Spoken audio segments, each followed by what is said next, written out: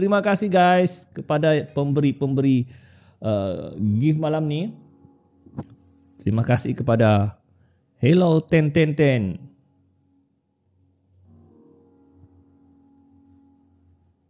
Saya nampak tadi ada Abang Syah. Abang Syah, kita terima kasih Abang Syah. Kita punya voice over artist. Terima kasih Abang Syah kerana join live kita malam. Terima kasih kepada yang menonton pada malam ini. Terima kasih. Wah, julung kali saya buat live malam ni.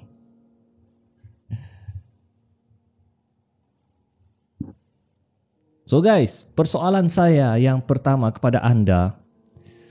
Pernahkah anda diganggu hantu ketika bulan Ramadan? Orang kata bulan Ramadan ni syaitan dibelenggu. Betul bang? Betulkah bang jalan karak keras? Mengikut apa yang saya tahulah ya. Jalan karak ni dari dulu lagi. Dari zaman saya kecil lagi, jalan karak ni dikatakan keras. Ya, dan pernah viral satu kisah seram daripada DJ radio Isma Halil yang terima panggilan daripada seorang penumpang yang telah aksiden, dan ceritanya samalah di jalan karak tu. Ya. Jadi wallahu alam, ada juga yang cerita sebenarnya jalan tu memang agak berbahaya ya. Kena berhati-hatilah di kawasan situ.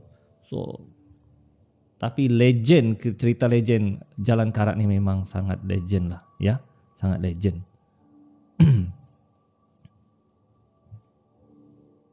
Dan ada beberapa kisah jalan karak yang saya ingat. Satu cerita yang legend. Kalau bang, aku ada cerita seram nih. Semalam saya tidur, tiba-tiba bini panggil, sahur. Sangat seram.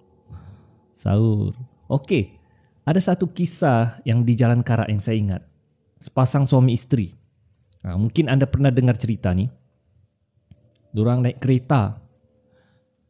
Isteri dia ni, kalau tidak silap, dia baru beranak. Dan anaknya masih kecil.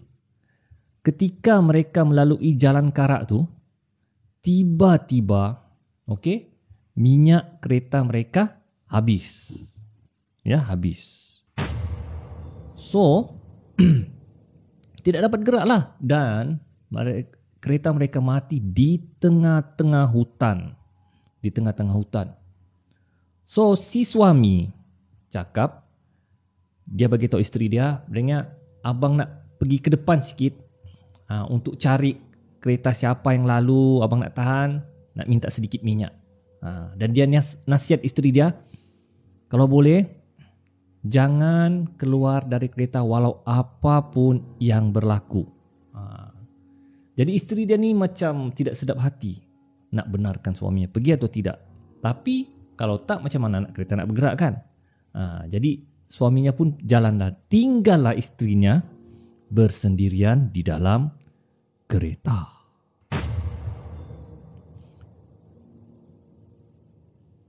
Ada kereta kuning.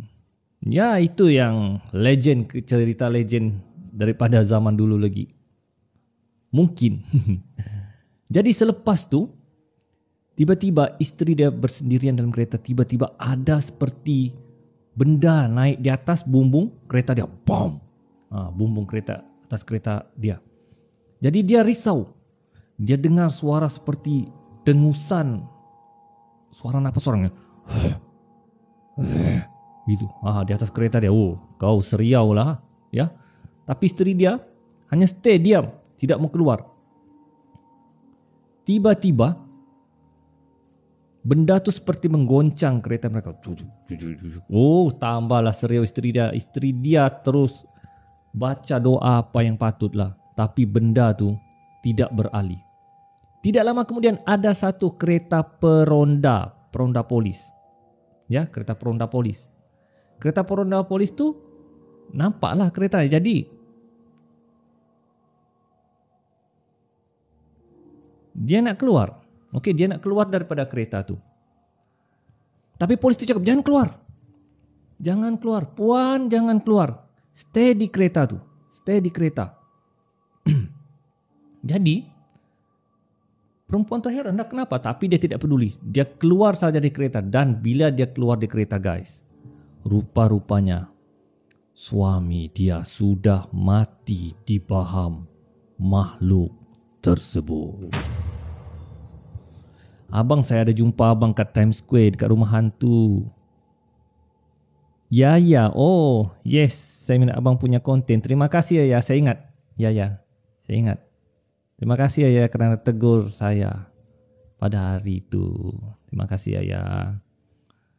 Itu kisah legend Jalan Karak. Dan ada tadi sebut pasal kereta van Volkswagen kuning. Itu pun ada kisahnya. Banyak saya dengar kisah-kisah seram ni. Okey, Volkswagen kuning ni adalah satu kereta hantu yang paling legend di Jalan Karak. Jadi kalau kamu bernasib baik, adakah bernasib baik kalau jumpa hantu guys? Kalau kamu bernasib baik, kamu akan jumpa kereta Volkswagen kuning tu. Dia akan, kalau kamu jalan tu, orang kata lah, kalau aku jalan, tiba-tiba kau nampak Volkswagen kuning tu di belakang. Ya. Dan dia tidak potong, walaupun ada peluang potong kereta tu, tapi dia tidak potong. Dan bila dia potong, kau tengok pemandu dia tidak ada guys. Bang cerita pasal pekerja offshore. Ini abang CEO kapal ni boleh cerita ni. Tidak ada pemandu dan dia lalu begitu saja. Jadi kau pun heran, kenapa tidak ada pemandu ni? Dan yang peliknya, kereta Volkswagen tu sekali lagi ada di belakang. Padahal dia dah potong. Dan beberapa kali dia akan potong kereta kau, tapi pemandu tidak ada. Dan menyebabkan beberapa kereta berlaku kemalangan di kawasan tersebut. Tak naklah jumpa Volkswagen, takut. Itu cerita sajalah Volkswagen kuning. Kalau kamu pernah, saya pernah ada satu pameran hantu, pocong dan jin ... di Shah Alam pada tahun 2006. Jadi dalam pameran tu semua hantu-hantu legend akan dipamerkan, termasuklah Volkswagen kuning. Tapi pameran hantu, pocong dan ... tu telah diharamkan oleh Jabatan Agama kerana boleh menyebabkan syirik dan kurafat. Tapi pameran tu yang saya ingat, gila lah aku guys. Ya. Dan pameran tu diadakan di Museum Shah Alam. Ya, siapa yang kebetulan pernah masuk pameran hantu tu, memang best lah ya. Bang, jalan apa selain Jalan Karak seram? Kalau di Sabah, tidak lain tidak bukanlah Jalan Kimanis. Saya rasa ramai yang tahu, dan video saya yang viral tu pun viral di TikTok ni pun tentang Jalan Kimanis, Jalan Kimanis Sabah. Orang Sabah tahulah jalan ni. Ya, jalan tu memang sangat bahaya lah. Banyak kisah yang mengerikan di situ. Dan bukan setiap tahun, saya rasa setiap bulan ada saja orang aksiden di kawasan tu. Sama ada aksiden disebabkan kecuaian ataupun diganggu. Tapi cerita-cerita tentang diganggu tu memang wujud. Okey? Dan termasuk kisah yang saya cerita sebelum ni. Ya, kisah sebelum ni ada sebuah keluarga, dorang buat konvoi melalui Jalan Kimanis tu. Memang jalan tu memang agak curam.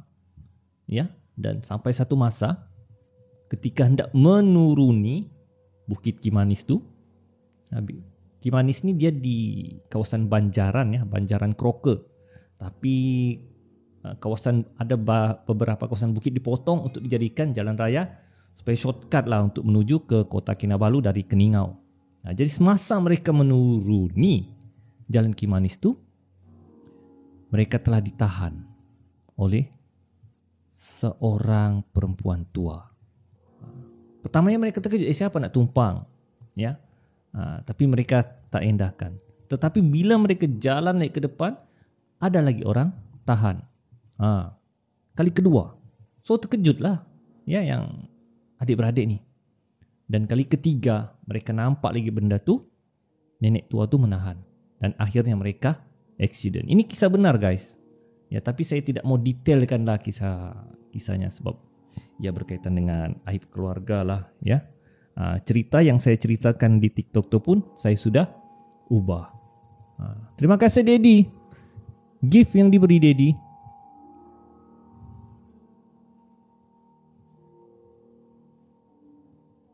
Terima kasih Daddy Joe.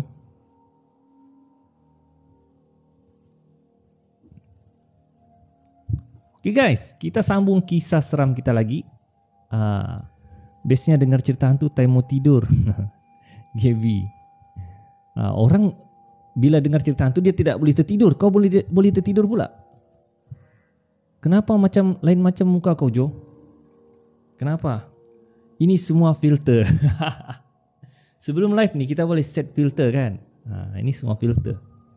Itulah nampak macam muda sedikit kah? Ya begitu kah? Okey, time puasa. Time puasa. Saya tidak tahulah benda ni.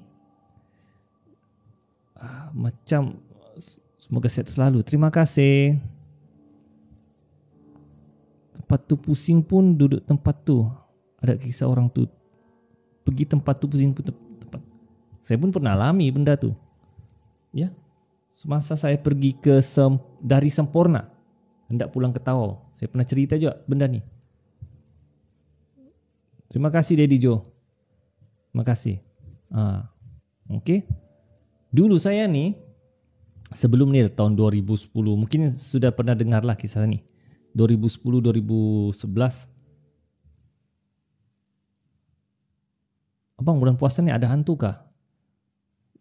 Kau ikut ulama memang tidak adalah jin dan syaitan ni dibelenggu, tapi tidak tahulah kalau benda tu wujud. Sebab ada beberapa kisah juga memang ada orang diganggu juga. Saya pun pernah nampak masa bulan Ramadan. Ketika tu saya tinggal asrama. Sampai tinggal asrama, kita ada, saya ceritalah masa saya tinggal asrama.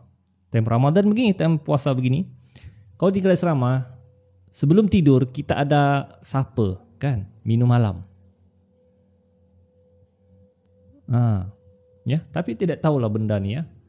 Sebab bukan saya seorang yang nampak. Jadi selepas supper kita akan balik ke bilik untuk tidur. So bilik saya di tingkat atas sekali, tingkat 3 semasa saya tinggal asrama. Jadi kawan saya bilik dia di depan, saya di sebelah lah. Bilik kawan saya bilik paling hujung. Jadi sama-sama saya dengan rakan saya ni balik ke bilik lah, depan rakan saya. Dan sebelum kami masuk ke bilik, ya, tiba-tiba di bilik hujung, bilik tu tidak ada orang, memang tidak, pelajar tidak tinggal, memang bilik tu bilik kosong. Tiba-tiba ada tangan keluar dari bilik tu melambai begini. Melambai. Saya yang siapa melambai di bilik ujung ni? Kami tahu bilik ujung tu memang tidak ada orang, tapi dia melambai, memanggil. Masalahnya kalau saya nampak seorang okey lagi, tapi kawan saya yang di depan ni pun nampak. Dia nampak, dia pun terkejut dan dia toleh saya. Kedua-dua muka kami, muka cuak. Kemudian dia tanya saya, "Lep, kau nampak ke apa yang ku nampak?" Aku cakap, "Nampak." "Apa yang kau nampak?" Dia cakap. Aku beritahu lah.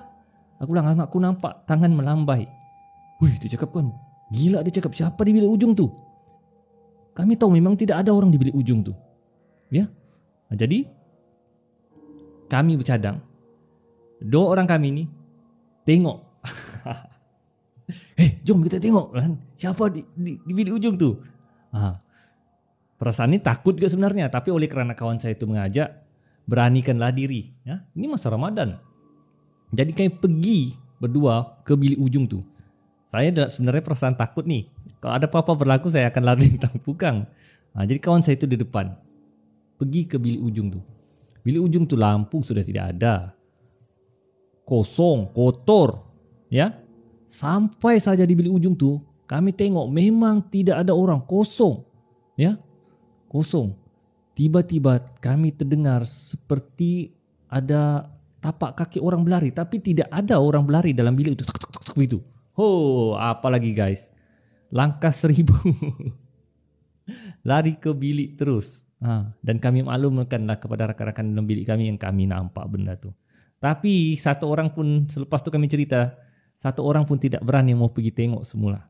Itulah guys, kejadian yang pernah berlaku lah masa saya tinggal di asrama. Biasalah budak masa tu masih budak-budak bocah. Okay guys. Main lambai-lambai pula. Betul. Kalau saya fikir balik, macam yang percaya atau tidak, tapi benda tu nampak depan mata. Masalahnya bulan Ramadan.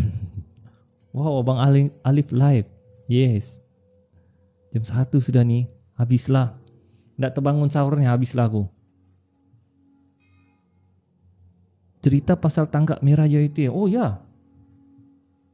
Tanggap merah UiTM. Saya tak tahu pula benda tu. Okey, nak apa saya akan cari nanti. Magic Tau comeback. Thank you. Itu nama.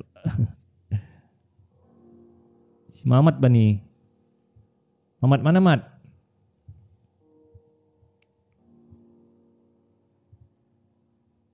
Ya, tanggap merah. Okey, nanti saya akan save cerita ni. Oh, yo famous cerita ni, tanggap merah UiTM.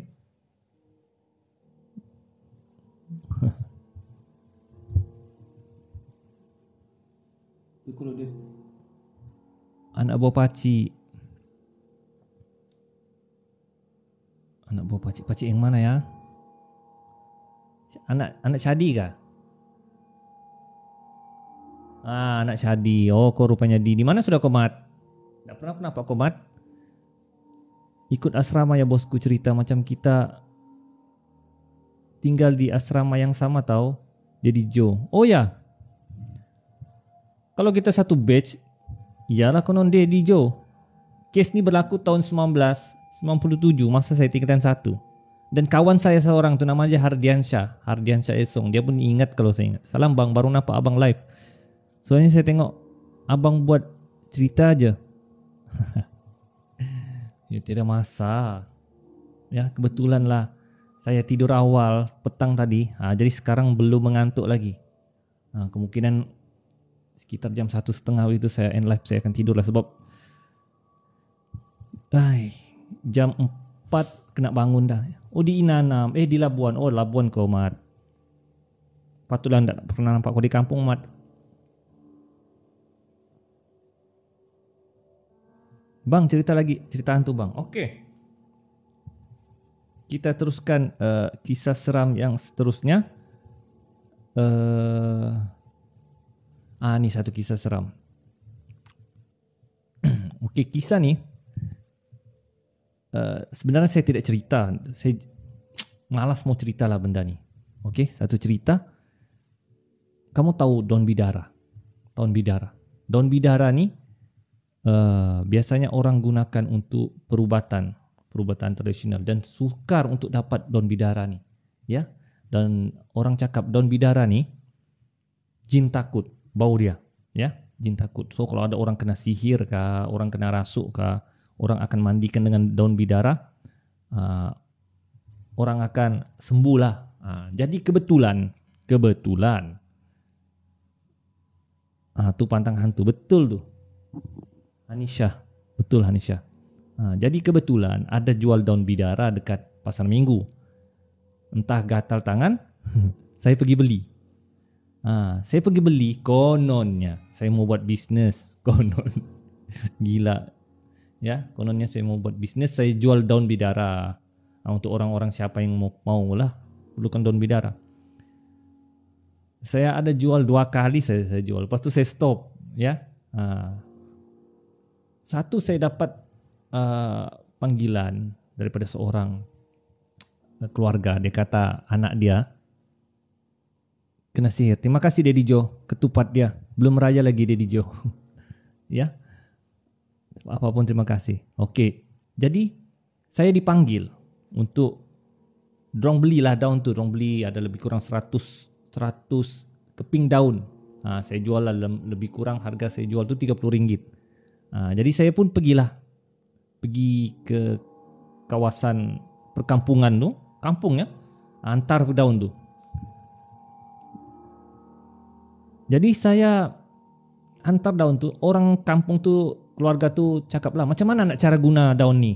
Saya ceritalah, kau kena tumbuk dengan lesung, kemudian letak dalam air, lepas tu baca ruqyah, kemudian mandikan. Jadi family tu minta tolong dengan saya. Dia cakap, tolonglah cikgu, tolong. Dia cakap gitu kan. Dorang minta lah. Jadi saya berfikir 10 kali nak ubat atau tidak, nak ubat atau tidak, nak ubat atau tidak. Jadi saya hantam sajalah kan. Jadi saya pun buat, saya mandi. Lepas tu keluarlah ada seorang perempuan, Jenny. Dia yang terkena sihir tu, dikatakan dia terkena sihir. Saya tengok dia pun macam keadaan yang tidak sihat lah.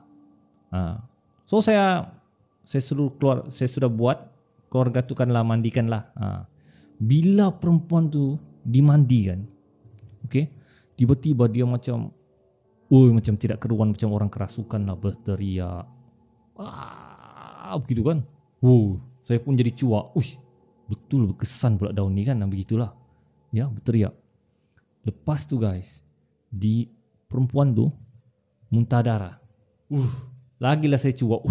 Betul berkesan rupanya daun, khasiat daun bidara ni. Jadi saya saya minta excuse. Kalau bolehkah saya pulang? Sebab saya takut menghadapi situasi tu. Tapi family tu jangan pulang dulu. Tengok dulu anak saya ni. Aduh, saya cakap habislah. Saya ni bukanlah pengamal orang yang mengubat. Saya hanya bantu saja. Tapi benda tu betul-betul berlaku di depan saya. Ya. Jadi perempuan tu muntah. Banyak darah dia muntah. Ya. Dia macam darahnya tu berisi lah. Saya rasa itu mungkin benda sihir lah. Wallahualam. Jadi tunggu relax. Akhirnya perempuan tu okey lah. Kemudian saya cakap buatlah beberapa kali, ya. Tapi saya mau balik sebenarnya. Saya mau lari dari kampung tu sebenarnya. Tapi macam mau lari, itu kampung orang kan, mati kita di. Jadi lepas daripada kes tu saya tidak mau berani sudah ubat orang. Gila. Dan saya tidak jual daun bidara tu. Saya bagi dengan orang daun bidara tu. Trauma guys. Ya, itu pengalaman saya. Okay guys. Wah, satu pengalaman yang baru bang. Ya betul ya. Gila seram. Ya, saya tidak mau sudah tu. Kalau ada orang panggil gitu, saya tidak berani. Boleh ubat, tapi untuk menghadapi situasi begitu, hanya orang yang kuat saja boleh hadap. Ya. Assalamualaikum cikgu. Waalaikumsalam. Terima kasih. Lee. Siapa Lee? Lee the Killer. Wow. Makasih Lee the Killer.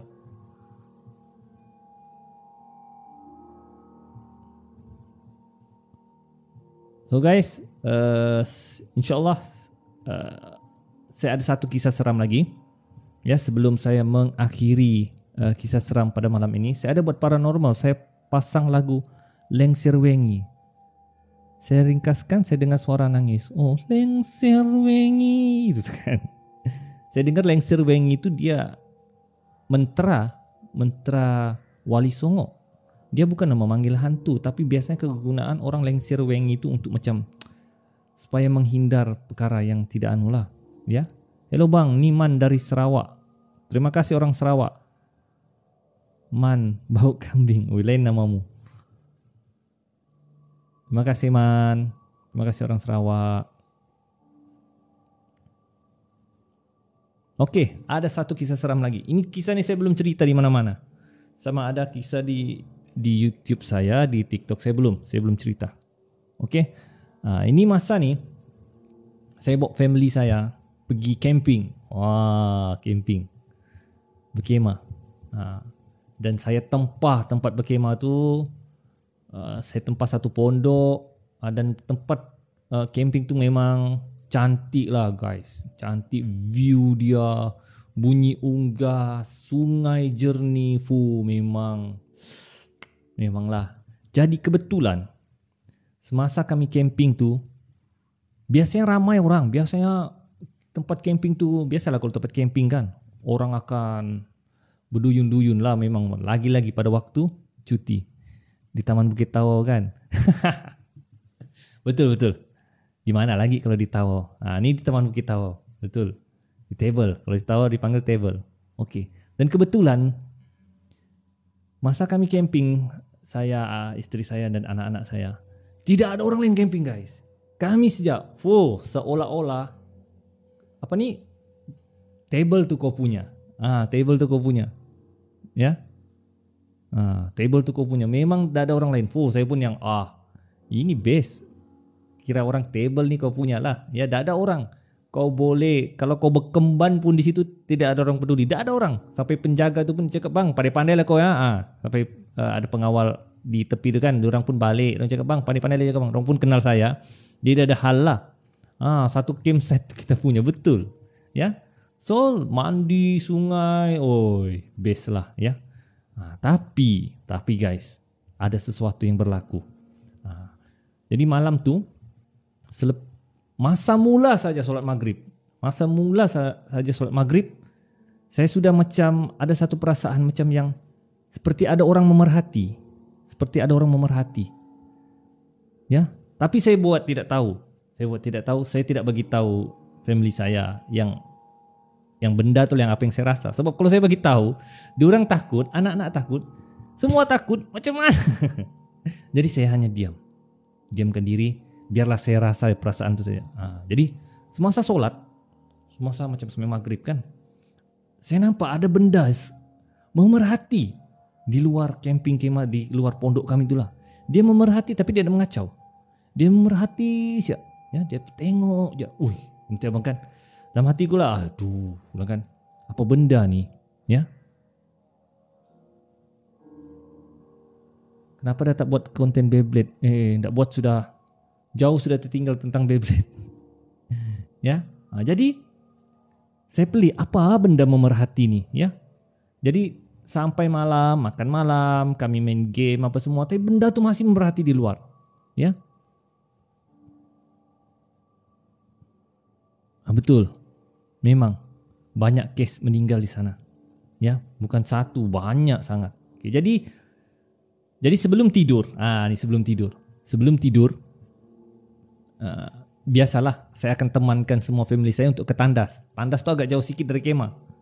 Jadi ramai-ramai lah pergi minta temankan pergi ke tandas.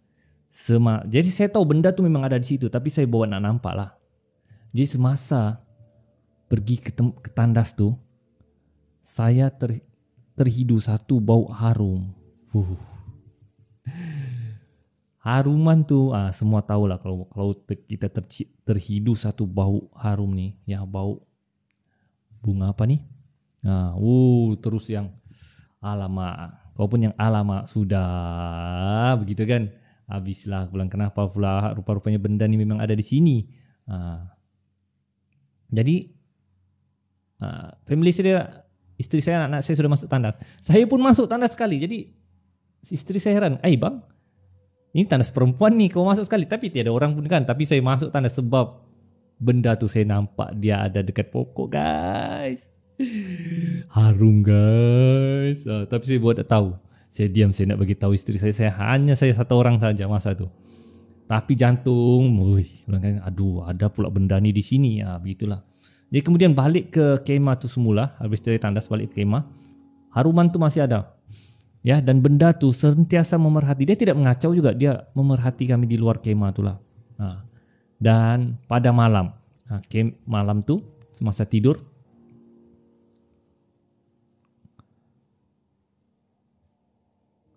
harum wangi, dia sangat wangi. Ya, bau wangi sangat. Ya, jadi masa di kemah tu ada benda lain lagi yang mengganggu. Ada satu bunyi. Dia macam bunyi ayam. Tapi dia mengelilingi kemah kami. Berpusing. Gitu kan.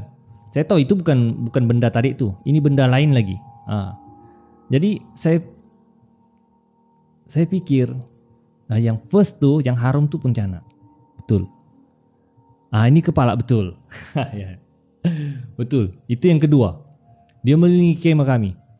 Aku bilang sudah kan, memang benda ni lah. Kebetulan kami ada 2 kemah. Saya tidur dengan anak lelaki saya, isteri saya tidur dengan anak-anak perempuan saya. Tapi kemah kami itu dekat dan benda tu berkeliling kemah. Saya terbangun. Saya cakap aduh, bilang kan kenapa lah pula ada keliling kemah ni pula. Sudahlah kami saja berkemah di situ kan. Dan benda tu jelas bunyi. Saya nak cuba bangunkan isteri saya tapi takutlah pula tiba-tiba dia di situ kan. Jadi saya biar sajalah sampai saya baca doa sajalah, mudah-mudahan tidak diganggu apa-apa. Ya, sampai ke subuh. Betul, Yan Chris. Ya. Sampai ke subuh bunyi itu mengelilingi kemah kami. Dan rupanya keesokan paginya isteri saya pun ada bagi tahu, yang dia cakap dia pun dengar bunyi itu. Dia pun terbangun tapi dia pun tidak berani untuk kejutkan saya. Saya bagi tahu lah benda tu memang itulah benda itulah balan-balan. Saya tidak boleh sebut kuat ni. Nikah dia lah. Semangat upload cerita. Terima kasih Ika, terima kasih Ika.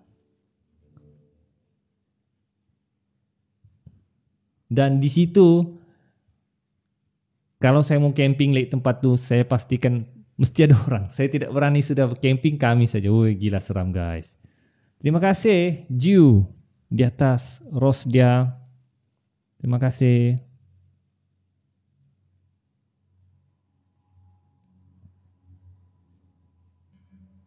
Cerita Ali bosku memang jadi peneman tidur. Terima kasih. Kalau camping tu boleh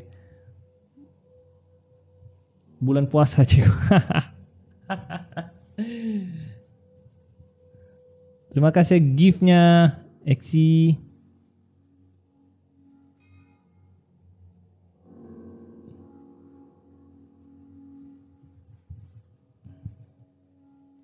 Ya bulan puasa lah kalau boleh.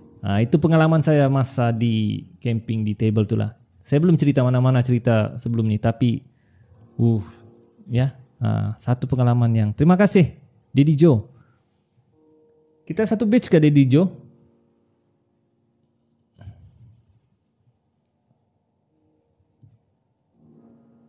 Terima kasih Man.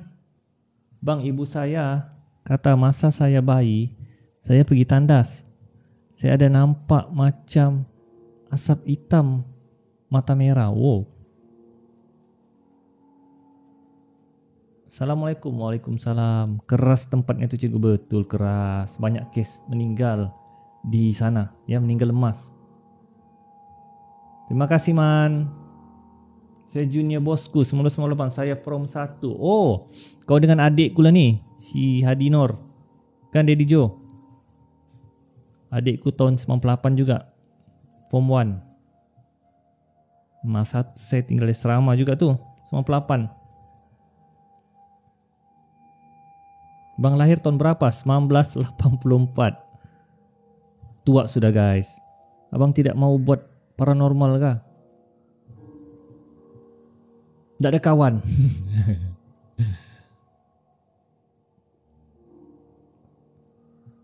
Rajin-rajin upload Ali bosku, kehabisan.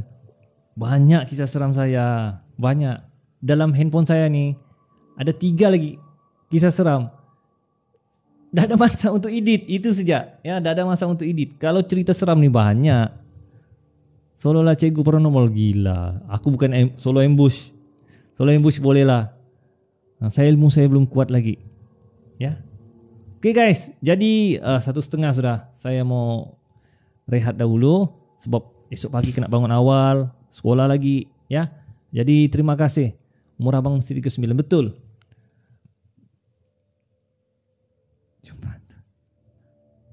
Saya lari begini. Kalau kita cari hantu Man, kalau kita jumpa hantu, kita temu ramah dia. Jangan kita lari. Tidak ada gunanya kalau kita cari hantu, kita lari. Kan bukan senang, ya. Kalau betul-betul lah kita cari hantu, kita jumpa hantu, temu ramah. Kenapakah Anda menjadi pocong? Kalau kita lari, aduh sayang lah kan. Kalau betul-betul kita mencari hantu lah, cari dan jumpa terus. Assalamualaikum bang, semoga sihat sentiasa. Oke, terima kasih. Terima kasih semua.